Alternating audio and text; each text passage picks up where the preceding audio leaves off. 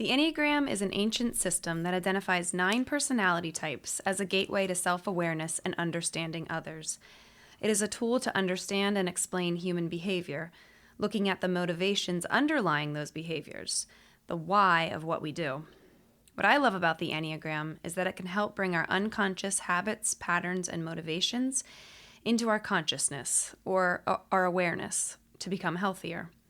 Not only does it help us have this self-awareness as an individual, but ultimately it helps us begin to have this awareness of others and their motivations, which allows us to be more compassionate towards them.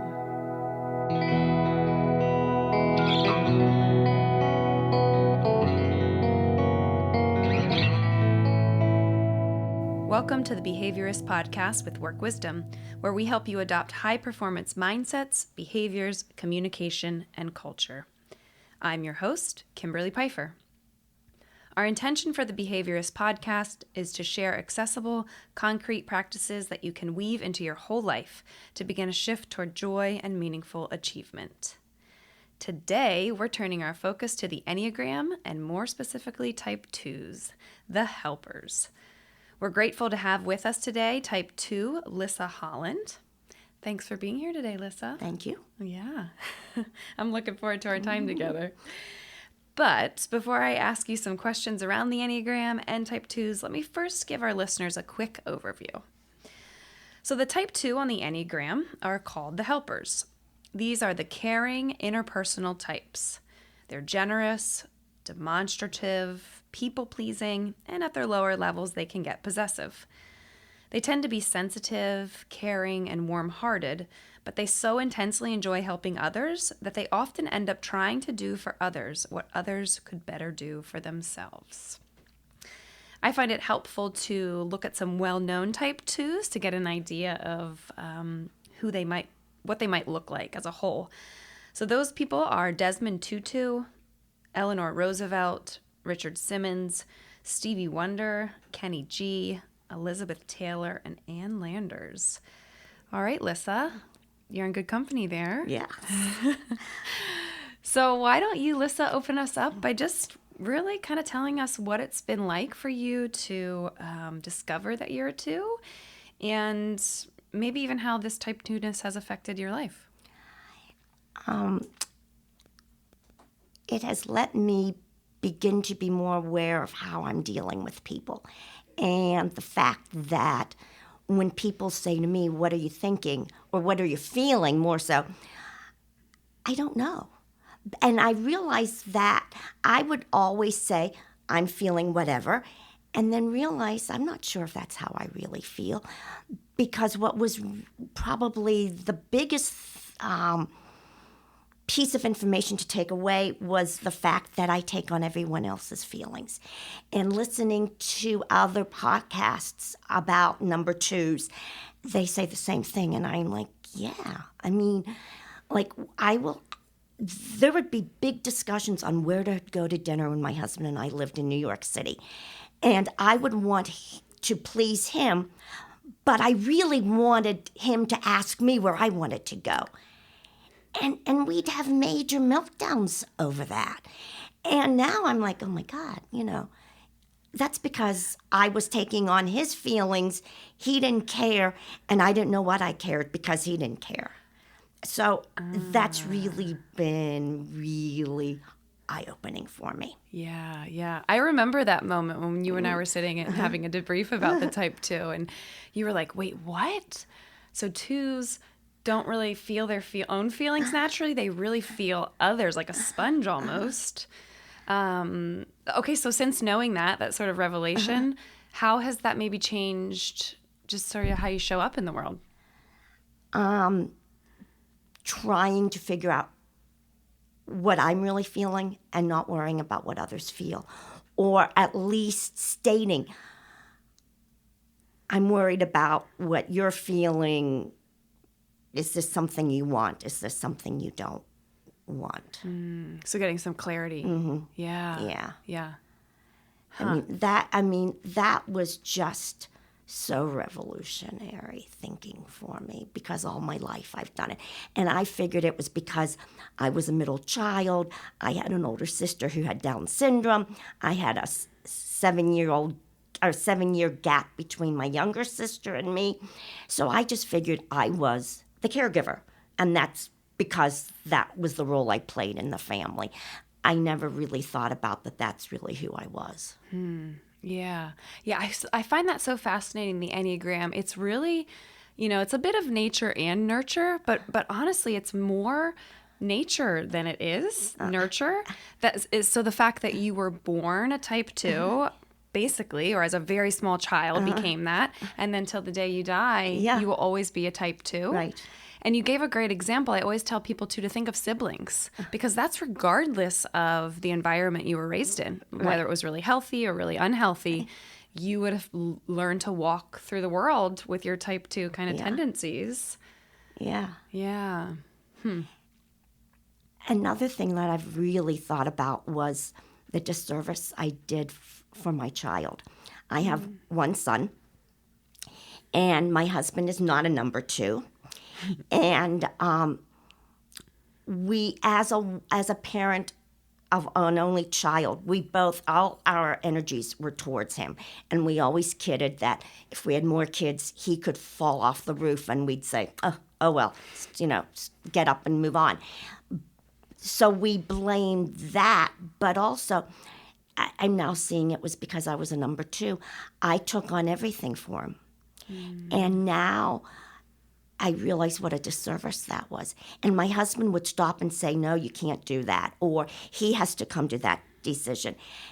And I just thought he was being a bad parent because it was so natural. I thought, well, it's my own love. I'm doing this for my child. I'm helping.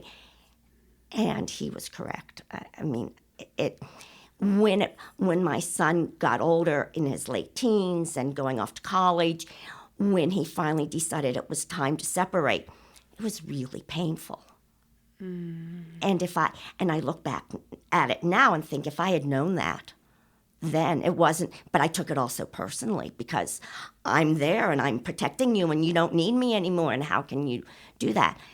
So it has allowed me to change my relationship. I mean, it has in time anyway, but I now can also say to him when I'm kind of meddling in his life, and I'll say, I know I'm not supposed to, and I have to ask you, but you don't have to answer this.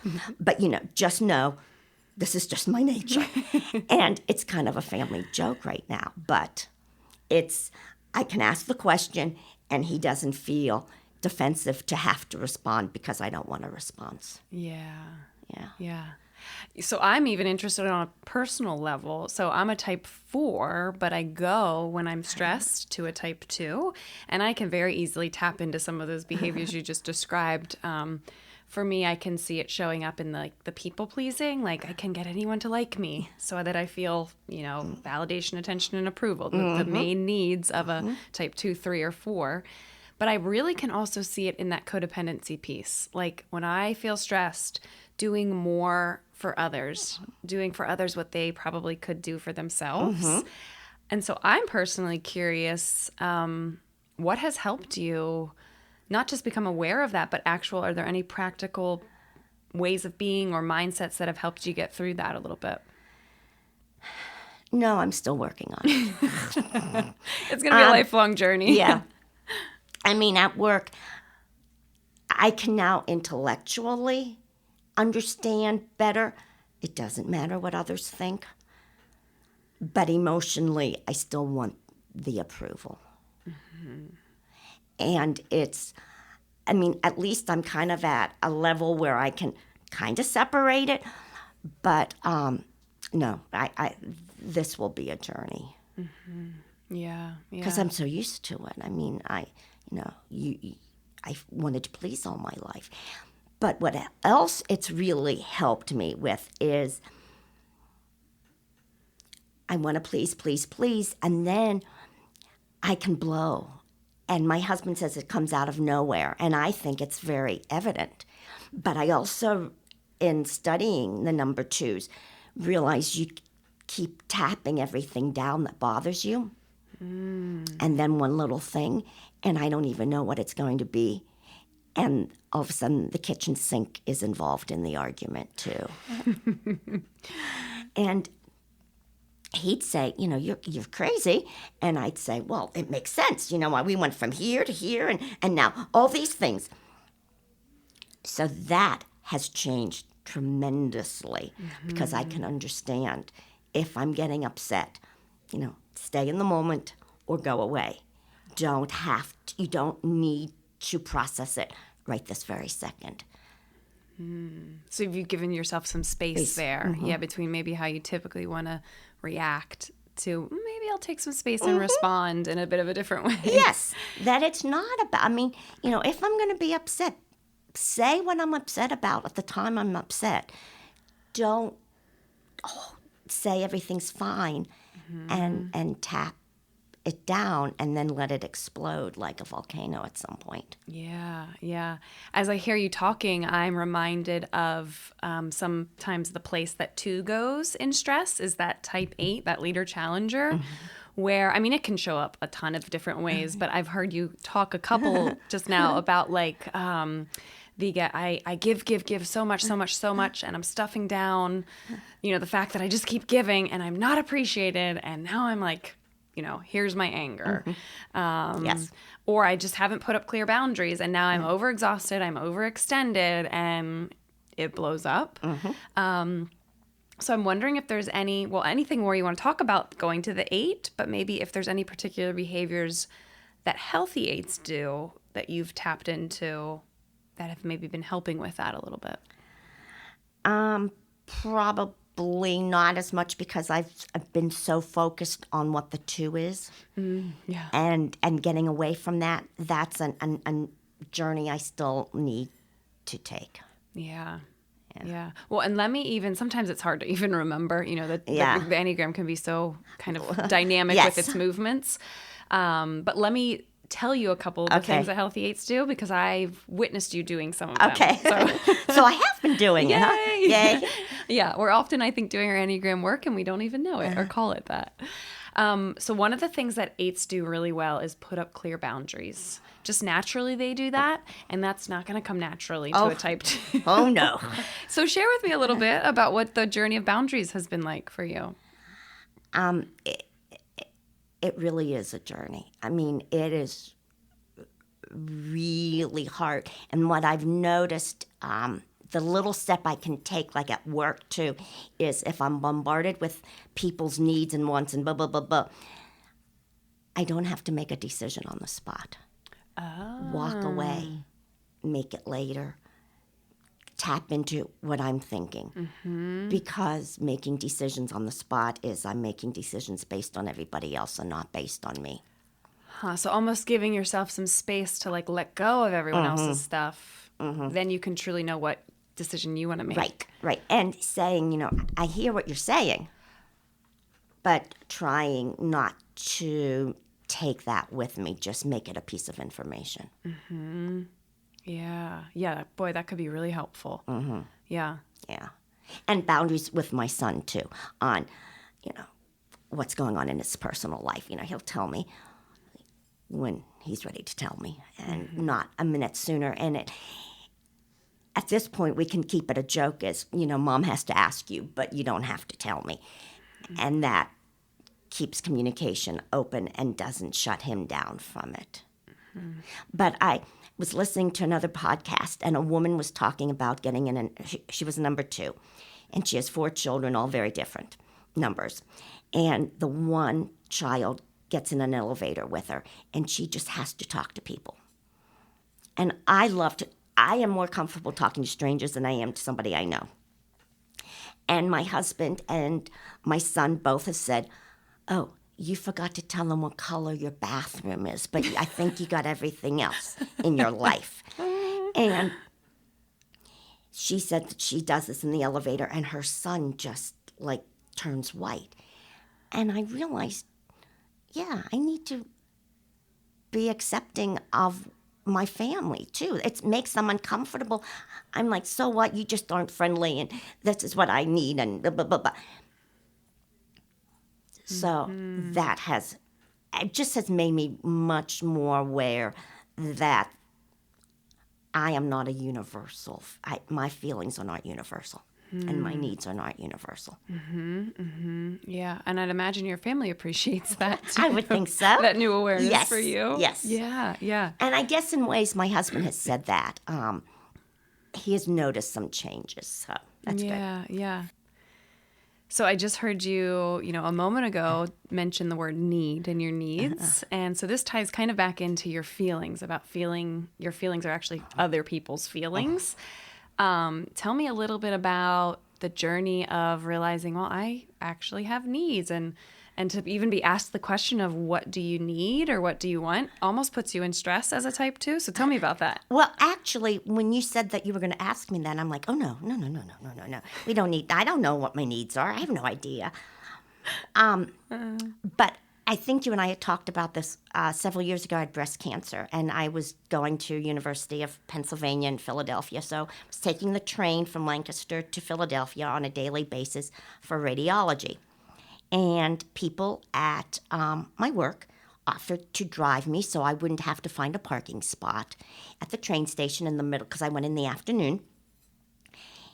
And that was really hard to say yes at first. No, I can drive. I'll park. I'll drive. I'll walk. And it was so nice that people actually wanted to help. I always feel if they offer to help, I feel they feel obligated, not because they really want to do it. I really want to do it for somebody, but others don't really want to do it, was my viewpoint. Yeah, yep. And that's right. The 2s, you have, of all 9 numbers, you have the hardest time receiving. And Yes. that's actually a practice for you, is practicing how do I receive well? And it probably doesn't come natural. No, not at all. Yeah. Also, I wanted to touch on a piece you just shared about this idea of 2s. They really have this need to be needed. Like I'm going to help, I'm going to fix, I'm going to rescue, whatever it might be, as a way to feel needed. Right. So that you get your sort of love and worth met. But you touched on the piece even deeper than the need to be needed is the need to be desired. Right. And wanted. And that how often your sometimes even frantic helping of others actually gets in the way of truly feeling desired and truly feeling wanted. Right. I don't ever really think I'm desired or wanted. I mean, if I look closely, if I stay surfacey, yes. And I tend to probably be around people who can boss me around, and I will do that.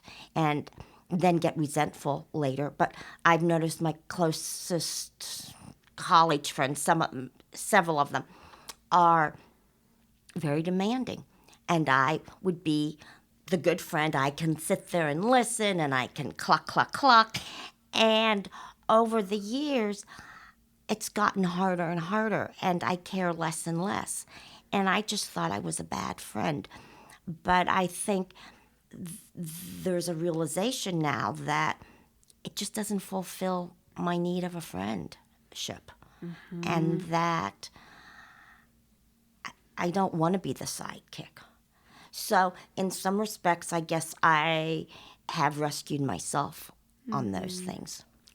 I love that. Yeah. Yeah. And I don't think I ever would have put it in those words without thinking of it as a number 2 Enneagram. Yeah. So being able to help yourself first and rescue yourself and all those things. Because I was the person who could understand fashion, and I would help with ideas, and I would be the sounding board. But I wasn't ever asked, what do you really? And one time confronted one of my friends with that, and she had no idea what I was talking about. Well, of course I'm interested in what you're saying. Well, we've just spent an entire weekend together, and you haven't asked one thing about me. So, we're on very different levels. And knowing with the Enneagram, I always took it as selfish or not caring, but it's just that we're 2 peas that don't belong in the same pod. Yeah. Well, and also just the gift of, as you've probably begun to learn about the Enneagram more, where you can say, this is actually freeing and permission giving that I can Absolutely, yeah. take care of myself. I am allowed to focus on myself for a little bit versus your dominant feeling shame. Remember, in the Right. feeling heart center. Right. I'd imagine that's something you tap into a lot. You can't not like somebody. You are supposed to, you are the friend. That's your role. And I have realized lately that I am tapping into that more, that I don't have to go that route if I don't want to. And I can choose to still be friends, but know that I'm going to come away from spending time having given and don't expect to have, gotten refueled myself. So My almost choice. you can know that. Yeah, it's your choice going into it. Right. Yeah, yeah. How does another behavior of tapping into that high level 8, their no is no. It's a clear no. How might that play into the scenarios you're sharing? Oh, I don't have a clear no. My no is maybe, well, kind of. Yeah. So that's very new, too, to say, this is what I want. And no, this is what I don't Don't want. want. Right. Yeah. And how, if you ever are clear on the no, what's that leave you feeling like inside? Oh, it's very hard. It's distressful. It's very, my yin and yang are not together on that one. It's very unbalanced. And again, intellectually, I've begun realizing how empowering a no is, or what do you really want, not what is the best for whatever the situation is. But emotionally, it's still, my emotion and my intellect aren't on the same page. Well, good thing for you. Awareness is the first step. And so much healing can happen just simply in being aware. Right, and then it just right. takes that time and space to move it from just your head, Right. into your lived experience. And I have to say it over and over. Okay, it's okay. If this doesn't happen, that's okay. And I almost am convincing. But then I'm like, oh, no, it's not okay. But I think down deep, it probably would be okay. I mean, it hasn't been quite tested, but what happens? So we'll see. Yeah, we'll keep journeying on. Yeah. All right, Lissa, let me ask you, what is your favorite thing about being a type 2? Well, I just think it's so natural to want to give and help. And some of that aspect is really, it's who I am. I mean, in various tests I've taken and all, empathy comes up as number one. Yep. And I like that. I like people leaning on me. I like hearing stories. I love talking to strangers. In fact, my husband and I were talking recently that I don't feel I have very close girlfriends in Lancaster. We've moved around, and so, as your children get older, it's harder to, I think, meet other people, and you have to meet them in other ways. And I had close friends in New York pre-children, and then I lived in Dallas, Texas, and I had close friends because of children, and now I'm here. And I do have friends, but there are times, though, that I have been places and have connected with somebody, like on a plane or in a store or on the beach, and you feel, oh my gosh, they're my soulmate. And I can tell them everything about me, and they tell me, and then we walk away, and that's the end of that. And I love that connection. I'm just sorry it doesn't continue. But I really love making tight connections. And maybe I like the fact that I don't have any consequences afterwards. I don't know. Walking away. Oh, yeah. You don't have to maintain that connection or that Right. friendship. Yeah, that's interesting. Yeah. I mean, I was on a plane to San Francisco from New York and was sitting on the tarmac for several hours. And the woman beside me was like a long-lost sister. I mean, we had never laid eyes on each other. We told each other our entire life story. And then at the end of the flight, we got our luggage and left. That was the end. We didn't even, we got off the plane. We didn't even say goodbye to each other on the, it was like, that was it. Yeah. It's like, wow. Yeah. Yep. That's your, charismatic, warm personality coming out. That's such a strength of a 2. Yeah. Yeah.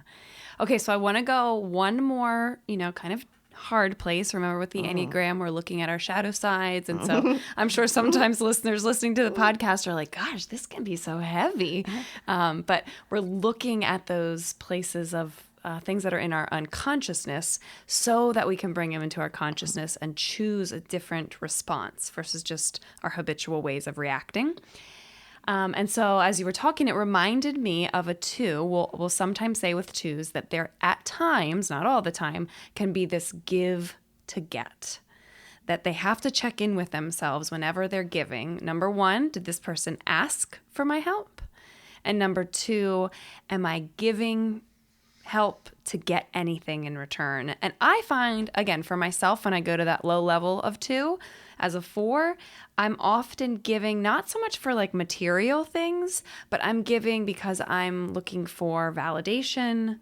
I'm giving, Absolutely. yeah, for like emotional reasons. Yes, So I want to yes. hear you talk about that. No, I'm sure I do that a lot. I mean, that all gets tied in why I give.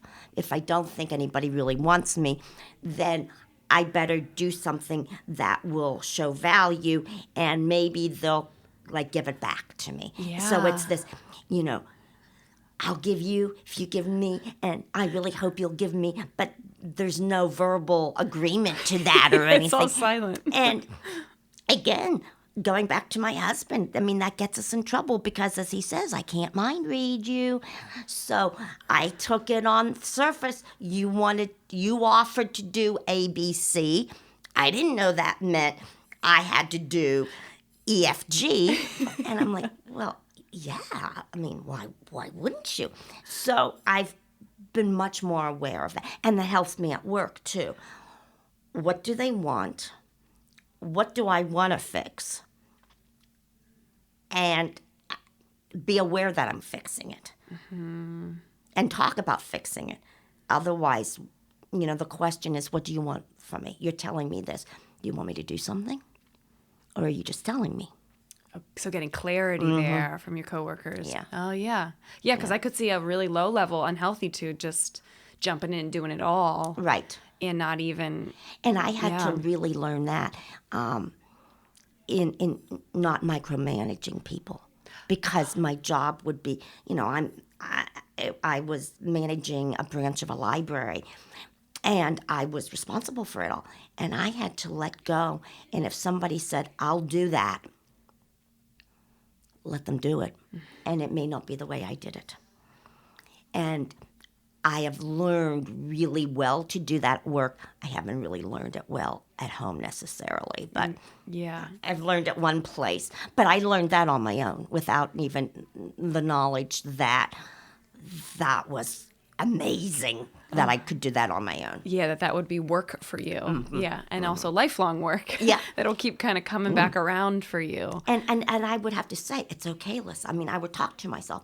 And that's one thing I learned about number 2s, that they verbalize processing. Yep, you're a verbal processor. And if something happens, bad, good, doesn't matter, it doesn't become a reality until I've told somebody else.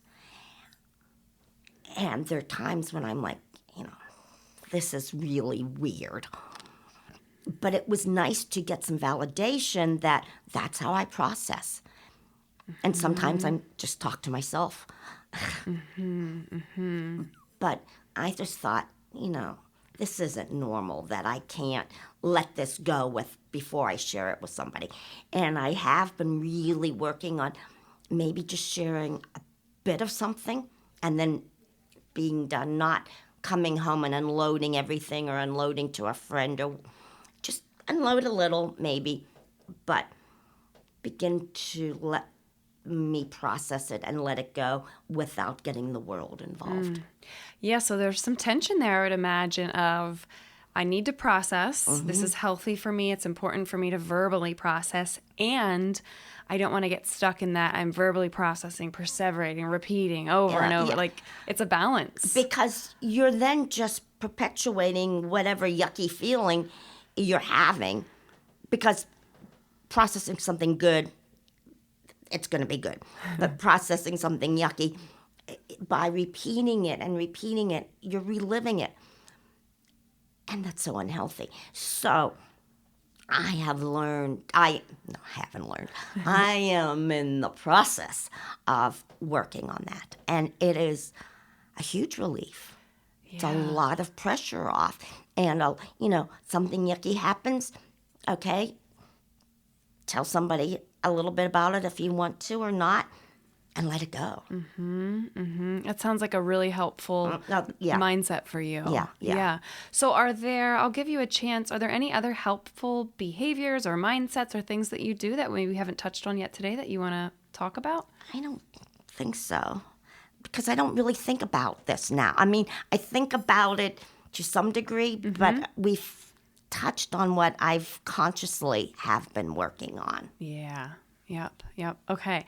And then how about, why don't we end our time together with, if there was one thing you wish, whether it be our listeners or your friends or your family, but just one thing that you would want people to know about twos that perhaps they might not know about them?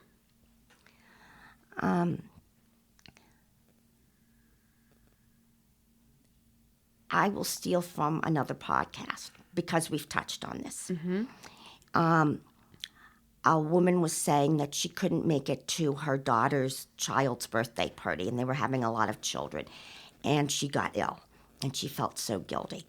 And she apologized, and she said, the daughter said, Mom, I don't care that you weren't there for taking care of the kids. I'm sorry that you weren't there.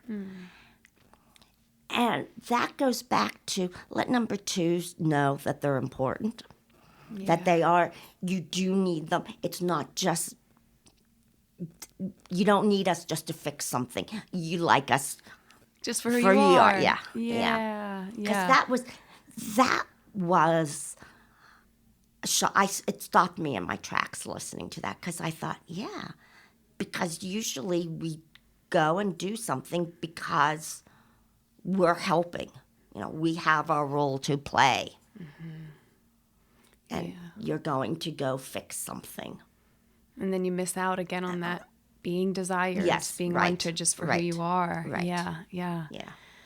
Well, Lisa, that is a beautiful stopping spot. Well, good. Yeah. I mean, we love that you're here helping us with this podcast. Well, I just find this has just been such a wonderful learning tool. Yeah.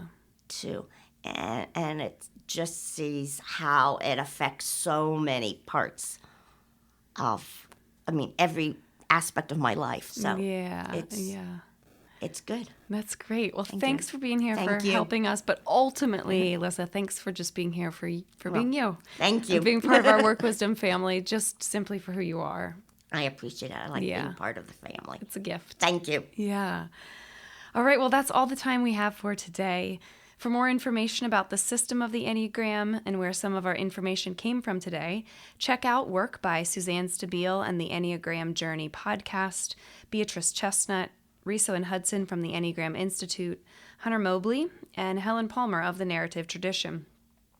Thank you, listeners, for downloading The Behaviorist, and we hope you'll subscribe. Please reach out to us through our website, workwisdomllc.com, where you can enjoy Work Wisdom Press and productions, ask questions, and make suggestions of topics you'd like us to explore in future episodes. As is our custom, we'll leave you with some 1-minute wisdom from Rainer Maria Roque. For one human being to love another, that is perhaps the most difficult of all our tasks, the ultimate, the last test and proof, the work for which all other work is but preparation.